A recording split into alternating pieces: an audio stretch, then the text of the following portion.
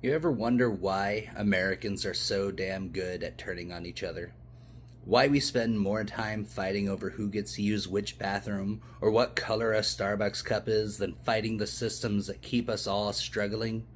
Here's the brutal truth: they want it that way. Division isn't just a byproduct of a broken society, it's a carefully crafted strategy.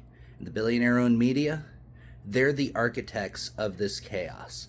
They stoke the flames of our differences because every second we're fighting each other is a second we're not fighting them. This isn't new. It's been their playbook for centuries. Let's talk history. In the early 20th century, the labor movement was gaining strength. Workers of all races standing together, demanding fair wages and humane conditions. And what did the powers that be do? They drove a wedge. They pitted white workers against black workers, immigrants against natives, men against women. They turned potential allies into enemies. And they did it through propaganda, through fear, and through the media. And today, same damn tactics. Think about every major labor strike in recent years. How often do you see those stories buried under a sensationalized headlines about culture wars? Why is it that workers demanding dignity and a living wage get less coverage than some celebrities' messy divorce? It's because they know that a united working class is their worst nightmare. They weaponize identity. They take real, valid struggles, racial injustice, gender inequality, LGBTQ plus rights, and twist them into distractions. They amplify the extremes, pit communities against each other, and make sure we're too busy tearing each other apart to notice who's pulling the strings.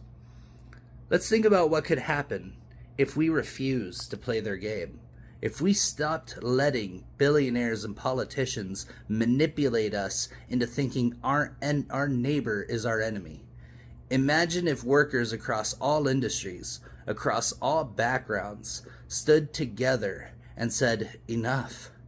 Imagine if communities realized that what unites us, our shared humanity, our shared struggles, matters more than the labels they slap on us. Unity is what they fear most. Not the kind of unity that erases differences, but the kind that embraces them, where solidarity doesn't mean we're all the same, but that we're all in this together. Because when we're united, we're unstoppable. When we're united, we can take on the systems of exploitation and win. So I ask you this: how much longer are we going to let them divide us? How much longer are we going to play their game? The choice is ours. Civil war or revolution, division or unity, the status quo or a future where we all rise together. They're counting on us to stay divided. Let's prove them wrong.